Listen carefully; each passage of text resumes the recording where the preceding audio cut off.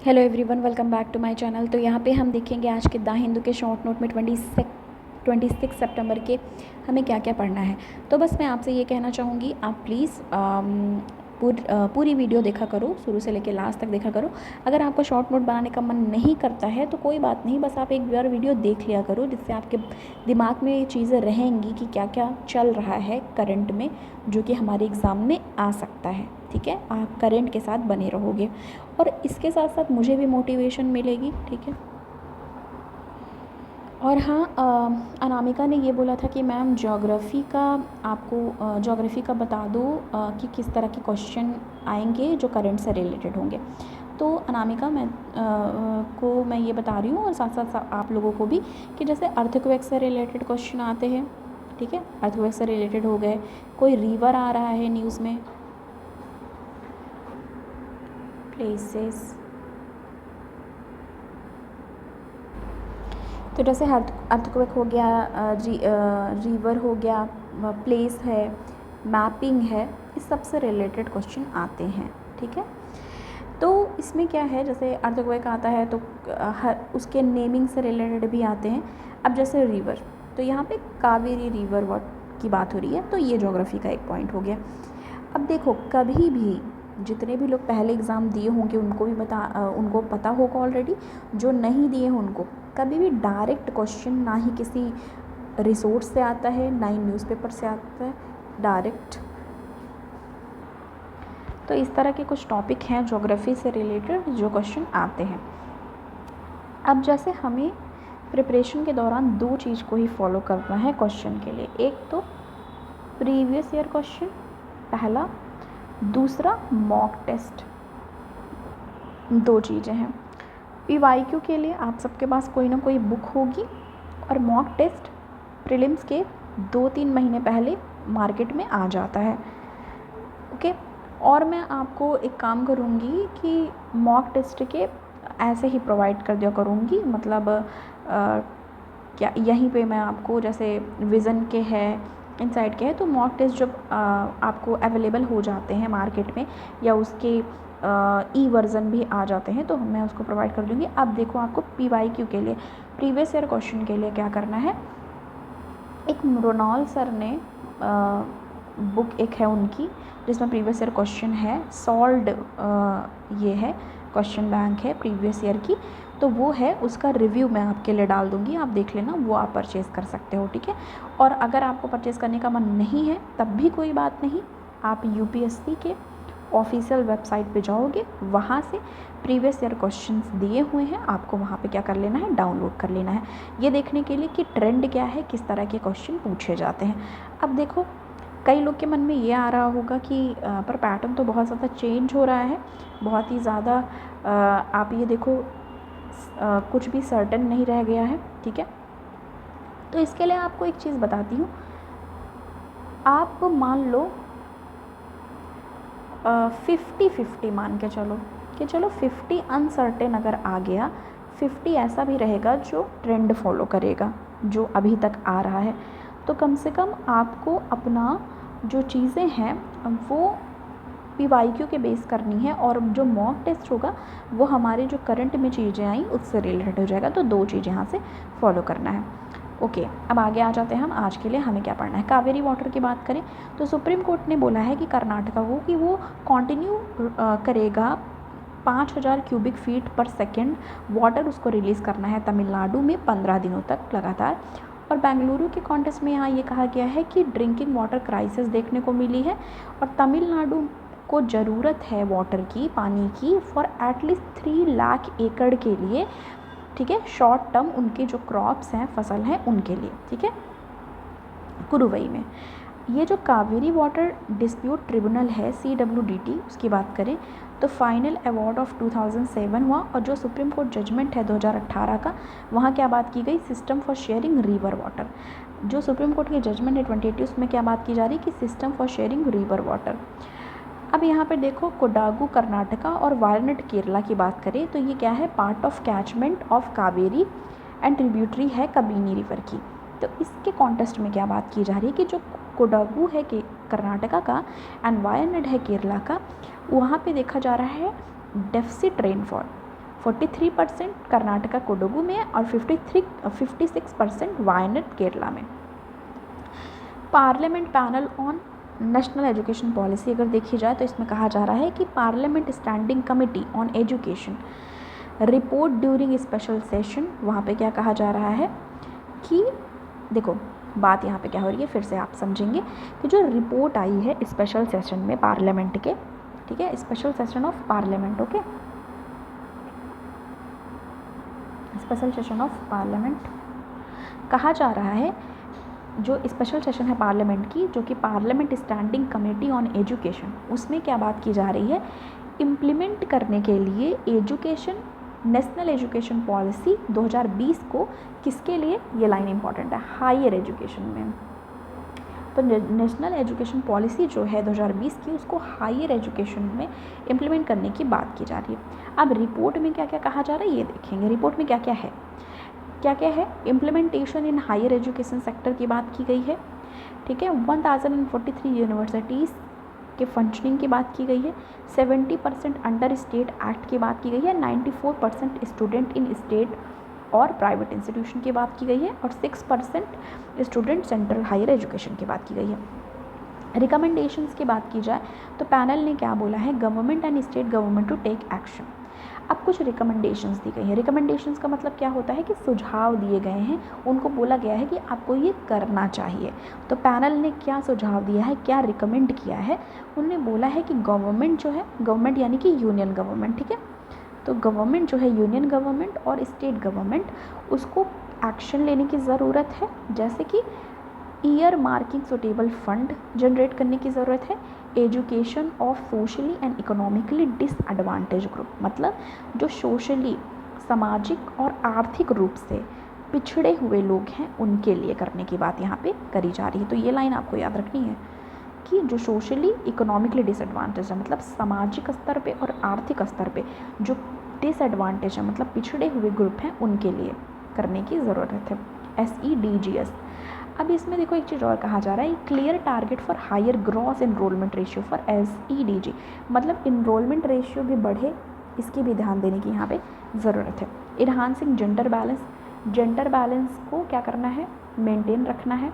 Admission के लिए, higher education के लिए, हायर एजुकेशन आप सब समझ रहे होंगे ना, higher education, okay.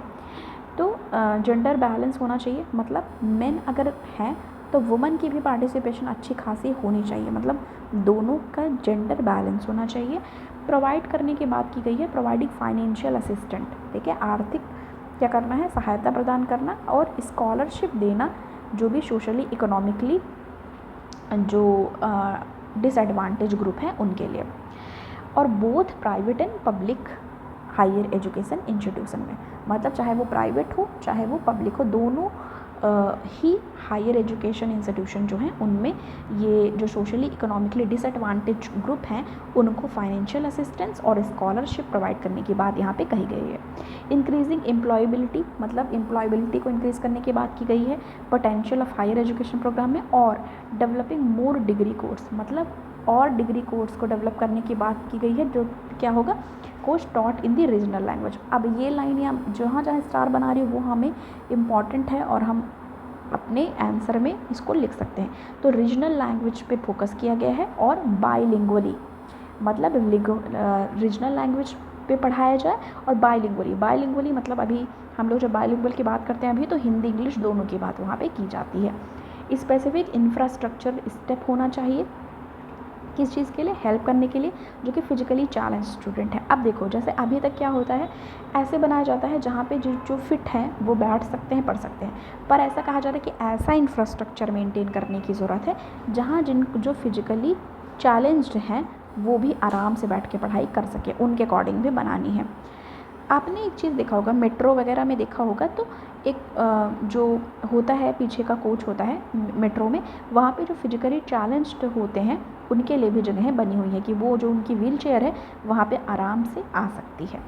No discrimination and anti harassment role, किसी भी तो ये डिस्क्रिमिनेशन और एंटी हैरेसमेंट पे रूल्स भी बनाने की ज़रूरत, मतलब ये रिकमेंडेशंस दिए गए हैं। NRF की बात करें, एक न्यूज़ आया है, bridge India science society gap, तो NRF किस चीज़ की बात की जा रही है, ब्रिज करने की इंडिया के साइंस सोसाइटी गैप की, ये भी देखेंगे, ये भी हमारा इंपॉर्टेंट है। यूनियन कैबिनेट ने अप्रूव किया है नेशनल रिसर्च फाउंडेशन, NRF का फुल फॉर्म है ये नेशनल रिसर्च फाउंडेशन बिल 2023, ठीक है। तो किसने अप्रूव कर दिया, यूनियन कैबिनेट ने इसको अप्रूव कर दिया, ये लाइन याद रखनी है आपको कि यूनियन कैबिनेट ने अप्रूव कर दिया है NRF बिल 2023 को, जिसका एम है इस्टाब्लिश करना NRF as an apex body. तो NRF को एपेक्स बॉडी की तरह इसको इस्टाब्लिश करना है। Provide high level strategic direction, तो high level strategic direction provide करना है under NEP national education policy, और इसका कॉस्ट आएगा 50,000 करोड़, जो कि 2023 से 28 तक इसका है। और ये किसके अंदर किया जा रहा है, department of science and tech. Prime minister ex officio president होंगे, और यूनियन मिनिस्ट्री और science and tech and education ex officio vice president होगा। और ये जो न्यू लॉ लाया जा रहा है वो क्या करेगा, रिपील कर देगा। रिपील मतलब पता है ना कि उसको हटा देगा, जो कि पहले क्या था, science and engineering research board, उसको रिपील कर देगा जो न्यू लॉ आ रहा है वो। और इस्टेब्लिश किया जाएगा ये बाई पार्लियामेंट इन 2008 सॉरी, और ये जो इस्टेब्लिश किया गया था वो करा गया था 2008 में पार्लियामेंट के द्वारा। AI रेगुलेशन की, ये सब एडिटोरियल में आया हुआ है। तो AI रेगुलेशन की बात की जाए तो इसमें कहा जा रहा है India to host first ever global summit. तो AI इम्पॉर्टेंट लाइन, क्योंकि जब कोई भी चीज़ फर्स्ट बार हो रही है, लास्ट बार हो रही है, या कुछ भी यूनिक हो रहा है, तो वो हमें जानने की ज़रूरत है। AI रेगुलेशन की बात करें तो यहाँ कहा जा रहा है कि इंडिया जो है वो होस्ट करेगी पहली बार ग्लोबल समिट किस पे, आर्टिफिशियल इंटेलिजेंस AI पे, और ये कब करने वाली है, October next month. Chair GPAI मतलब global partnership on artificial intelligence, India will host in GPAI summit in December, और इंडिया होस्ट करेगी GPAI समिट दिसंबर में। PM called for global framework on ethical expansion of AI। और देखो prime minister ने क्या कहा है, उन्होंने ग्लोबल फ्रेमवर्क की बात की है एथिकल एक्सपेंशन के लिए, AI के लिए। अपॉर्चुनिटी की बात की जाए तो क्या कहा जा रहा है, opportunity set a policy example for global south, मतलब एक सेट करना है पॉलिसी एग्जाम्पल ग्लोबल साउथ के लिए। रेगुलेशन अलाइंग इंसेंटिव टू रिड्यूस, कौन कौन से किसको रिड्यूस करने की बात की जा रही है, issue of addiction, mental health and overall safety. AI powered की बात की जाए तो डीप फेक कैपेबिलिटीज़ की बात की जा रही है। Can be use to target, मतलब ये यूज़ किया जाएगा टारगेट के लिए यंग पीपल। अच्छा सुनो, सॉरी, यहाँ पे ध्यान से देखो क्या समझना है। AI पावर डीप फेक, तो डीप फेक कैपेबिलिटीज़ क्या कर रहे हैं, वो यूज़ कर सकते हैं, यंग पीपल को टारगेट कर सकते हैं, ठीक है, अपने अकॉर्डिंग। जैसे डीप फेक की बात करें तो कई बार एक हमने ये बात भी देखी ना कि कोई भी चीज़ हम शॉपिंग करते हैं या कोई भी चीज़ सर्च कर लेते हैं, और हमें जैसे हम सेल लगा हुआ है, ठीक है, शॉपिंग साइट जो है ऑनलाइन वहाँ पे, तो कई बार डीप फेक कैपेबिलिटीज़ होती हैं। मतलब क्या होता है वहाँ पे कि आपको ऐसी चीज़ें दिखाई जाती हैं, आपका ब्रेन वॉश या ऐसी चीज़ें की जाती है कि आप वहाँ ना चाहते हुए भी चीज़ें खरीद लेते हो, या एक तरीके से इन्फ्लुएंस करते हैं ये कस्टमर को, ये कह सकते हैं यहाँ पे। Where in bad actor create morphed sexually explicit depiction and distribution, ठीक है। तो कैसे bad actor create morphed sexually explicit depiction and distribution, तो किस तरीके से मॉर्फ्ड का ये यूज़ करते हैं। देखो AI के बेसिस पे क्या हो रहा है, AI के बेसिस पे कई चीज़ें बुरी भी हो रही हैं। जैसे किसी की फ़ोटो है वो किसी भी पॉर्न साइट पे अपलोड कर दे रहे हैं, या आप तो अभी ये देख रहे होंगे कि सोशल मीडिया साइट पे जैसे किसी की भी लैंग्वेज में गाना गा दे रहे हैं, आजकल बड़ा फेमस हो रहा है, प्राइम मिनिस्टर का आप देख रहे होंगे। और आपने ये भी देखा होगा कि मतलब कोई भी है जो मूवमेंट ला दे रहे हैं, मतलब उसकी फ़ोटो है तो उसमें मूवमेंट ला दे रहे हैं, या किसी की जगह उसका फेस यूज़ कर दे रहे हैं एडिट के चक्कर में, तो ये सारी चीज़ें हो रही हैं। ओके, आगे देखो यूनिसेफ की गाइडलाइंस क्या है। UNICEF guidelines for policy maker on AI and children, मतलब उन्होंने क्या कहा है कि 9 requirements for child centred AI। तो जो चाइल्ड सेंटर AI है उस पर 9 रिक्वायरमेंट्स की उन्होंने बात की है। और उन्होंने क्या कहा है कि UN convention on right of children की बात करी है। तो ये सब लाइनें हम अगर लिखते हैं तो हमारे मार्क्स ऑलरेडी इम्प्रूव होंगे कि UN convention on right of child, India is a signatory, और इसका सिग्नेटरी है इंडिया। इसका एम है क्रिएट करना इन्वायरमेंट जहाँ पे प्रमोट किया जा सके चिल्ड्रन के वेलबींग के लिए, इंक्लूज़न एंड फेयरनेस की बात हो, डिस्क्रिमिनेशन ना हो, सेफ्टी पे फोकस किया जा सके, ट्रांसपेरेंसी पे, एंड एक्सप्लेनेबिलिटी एंड अकाउंटेबिलिटी पे फोकस किया जा सके। तो ये चीज़ें थी जो आज हमें शॉर्ट नोट के लिए डिस्कस करनी थी।